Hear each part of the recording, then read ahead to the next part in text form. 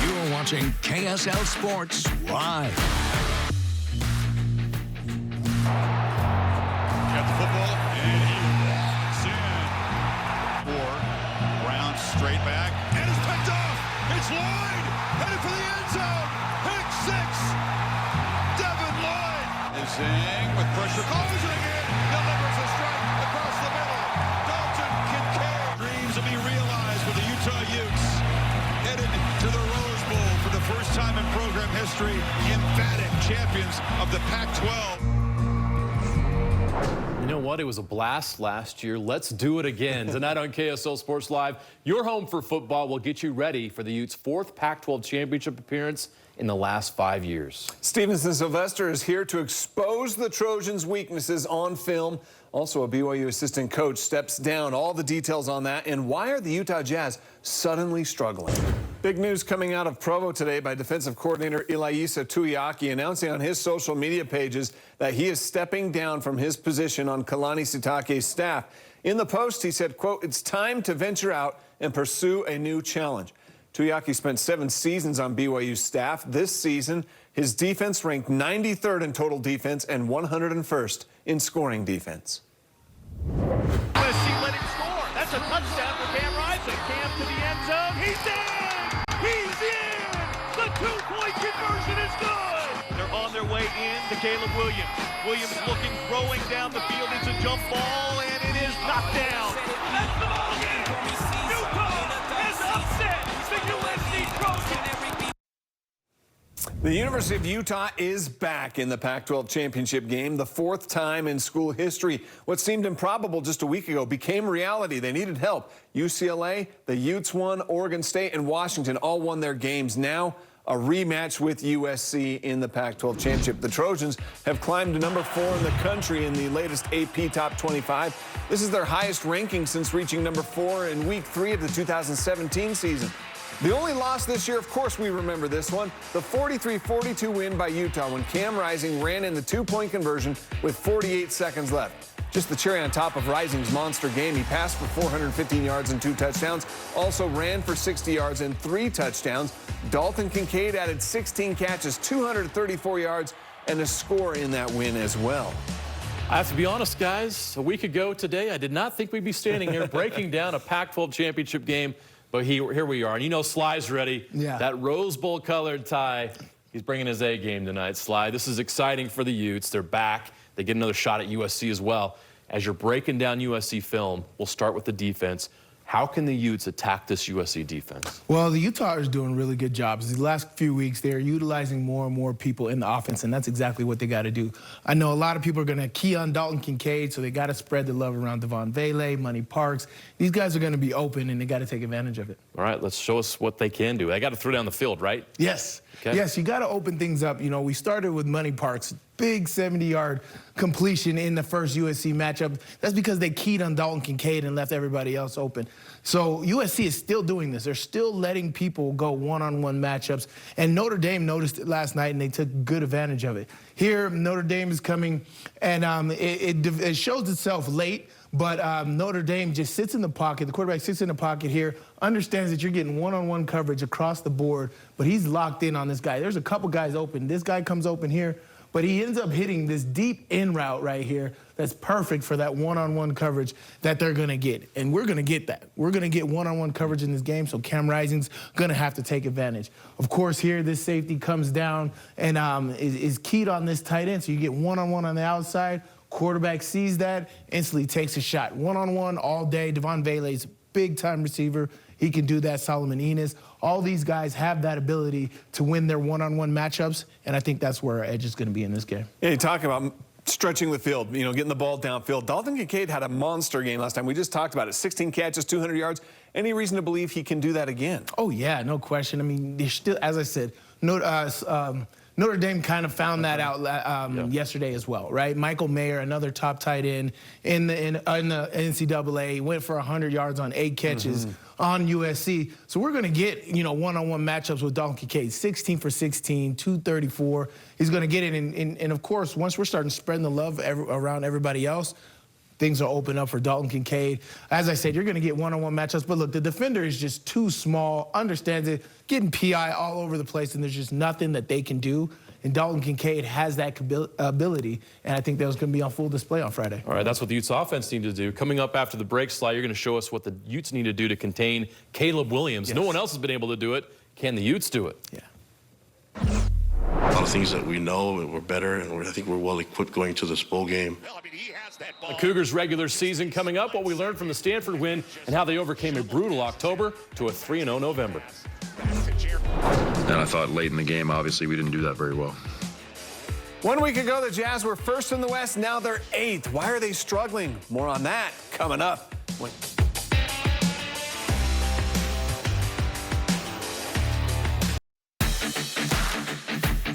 You're watching KSL Sports Live. All right, and back to college football. It's fair to say BYU's football season fell short of expectations, which included 4 straight losses in a winless month of October. Yeah, Saturday, the Cougars put a bow on the regular season, though, by doing something they had never done before, beating Stanford, a win that actually guaranteed the Cougars of a winning record for the season. Quarterback Jaron Hall actually left the game in the third quarter after he got banged up a bit. He said afterwards that he could have kept playing if needed, but they wanted to be cautious. He still threw for 2 touchdowns, both of those to Isaac Rex. He also had run for a touchdown in the Cougars' 35-26 win, and Christopher Brooks rushed for 164 yards, second most in his career. BYU finishes 7-5, something the Cougars can be proud of considering where they were just 1 month ago. We're a group of tough dudes that can get through hard things in life, and it just so happened that 2022 football season for BYU was a tough thing for all of us. Beating Boise on the turf, their rival, and then Utah Tech, and then Stanford. So we've been really motivated since that tough October, and it's been cool to see the team just rally around each other. What I've seen is from the beginning to the end, there's been a lot of progress in our program. A lot of things that we know and we're better, and I think we're well equipped going to this bowl game on get our team ready for springboard into 2023. In the post-game press conference after the Cougars win over Stanford, Stanford's longtime head coach David Shaw announced that he is stepping down after 4 straight losing seasons. In 12 years with the program, he led the Cardinal to 2 Rose Bowl victories and 3 Pac-12 titles. He won 5 of 8 bowl games that Stanford played in during his tenure. How about some NBA? Let's take a stroll through some of today's games. The Mavs taking on the Bucks. Former Jazz draft pick Grayson Allen made 7 threes. He had 25 points. Giannis Antetokounmpo had 30 points and 11 boards. The Bucks win 124-115. Grizzlies in the Garden. All I have to say is Ja Morant. He's been having a great season. No surprise there. He had his first triple-double of the year tonight. Morant finished the night with 27 points, 14 assists, and 10 rebounds. And the Grizz win in New York, 127-123. In Atlanta, the Hawks hosting the Heat. Bam Adebayo led the Heat with 32 points, 8 rebounds, but Tyler Hero posted 11 points, 11 rebounds, 10 assists. The first triple-double of his career. The Heat win by 6, which is their 3rd straight win. Pistons hosting Donovan Mitchell and the Cavaliers. Donovan did not disappoint. Mitchell had 32 points and is averaging 30 points a game with the Cavaliers this season.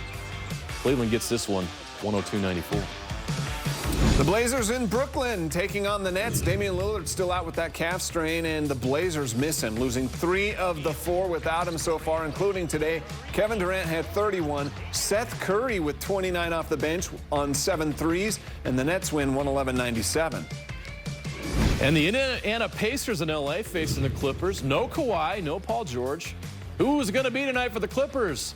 Well, it's Ivica Zubac, who could not be stopped tonight. Zubac dominated the paint and finished with a season-high 31 points and 29 rebounds. That is not a mistake. 31 and 29. Clippers beat the Pacers. Wow. All right, an 82-game season is long, and every team can experience highs and lows along the way. Just look at the Jazz, for example. One moment, they're the feel-good story of the NBA season. The next, well, they've lost 7 of their last 9 games. And in 1 week, they fell from 1st to 8th in the Western Conference.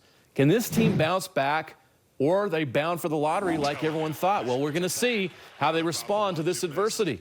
They badly missed Mike Conley, but another issue is keeping the bigs off the boards. In Saturday's loss to the Suns, DeAndre Ayton had 21 rebounds In the loss to the Clippers, Ivica Zubac had 14. Kevon Looney of the Warriors, 12. Joel Embiid, 11. Okay, you see the trend here. It's a problem. I mean, we have to rebound as a team. Again, we've talked all season about we don't have one player on our team who can gobble up 18 defensive rebounds. So it takes that secondary guy, third guy sometimes coming in to help rebound. And I thought late in the game, obviously, we didn't do that very well.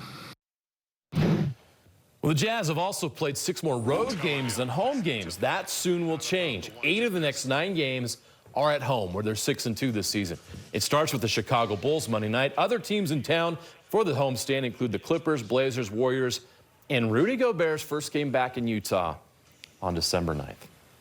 Wiggins. USC let him score. That's a touchdown for Cam Rising. Cam to the end zone. He's in! He's in! The 2-point conversion is good! They're on their way in to Caleb Williams. Williams looking, throwing down the field. It's a jump ball, and it is knocked down. That's the ball game! Utah has upset the USC Trojans! All right, we get in the rematch, USC and Utah. Look, USC's coming into this game. They have the college football playoff spot on the line. Caleb Williams has a Heisman Trophy on the line. There's a lot of pressure on them. I feel the pressure's on them. But this Utah defense does have to figure out a way to stop Caleb Williams. You've watched a lot of film on him. You've seen him in person. Why is he so special, and how are they going to stop him? Well, it's kind of one of those things where, you know, you're playing LeBron James, you're playing Steph Curry. All these guys, they're going to get what they're going to get. He's having a Heisman Trophy year. Caleb Williams playing outstanding. But I think Utah can definitely take advantage. The second half in that USC game, the Utah defense really came to play. And that's by applying pressure, of what you said. Now, here I think that you can definitely apply pressure to him, send guys at him all the time. He's kind of running around lately, just like he's Michael Vick or something. But what I do see is after he gets done running around like this, he's extremely tired. So if I'm Morgan Scalley, I'm sending pressure at him right away. Soon as he makes a big play like that, I'm sending pressure because he's going to get the ball out quick, and we're doing a good job on our back end, and we come away with some turnovers. Okay, so you said if you're Morgan Scalley, let's let you be the defensive coordinator for a moment here.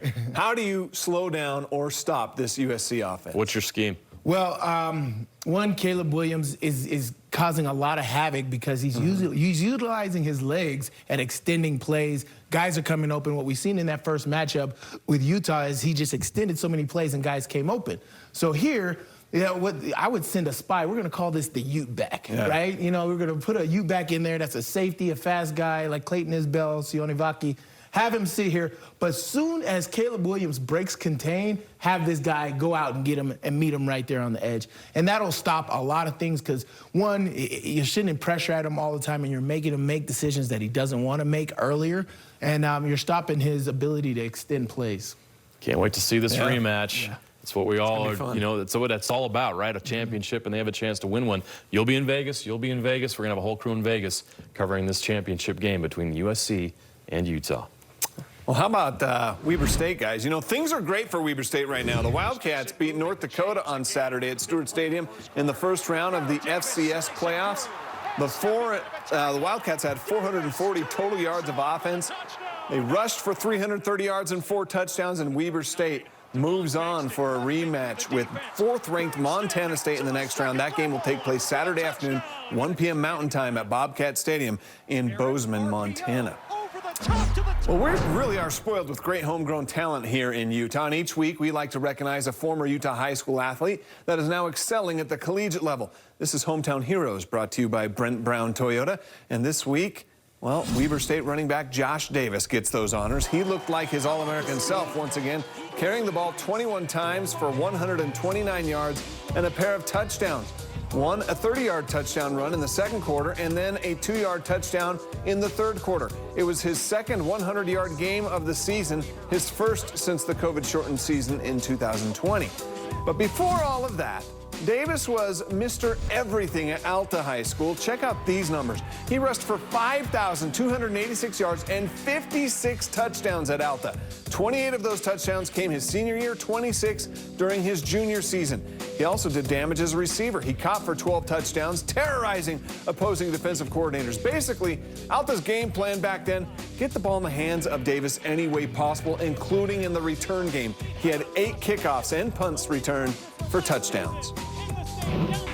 The number 7 seed in the Wisconsin quarter, it is BYU. This team can absolutely light it up, 5th in the nation in hit percentage. The number 7 seed in the Wisconsin quarter, it is BYU. Congratulations to the BYU volleyball team. They're going back to the NCAA tournament. They're a 7 seed. And we'll take on James Madison in Pittsburgh on Friday. A potential Sweet 16 rematch against Pittsburgh looms in the second round. BYU has been to the Sweet 16 in 6 of the last 7 seasons. It's the Cougars' 11th consecutive NCAA tournament appearance and 35th overall.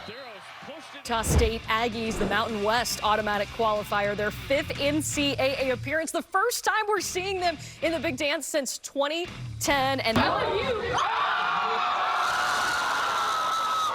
yeah, how about that? Congratulations to Utah State volleyball as well. They earned the auto bid by winning the Mountain West volleyball tournament.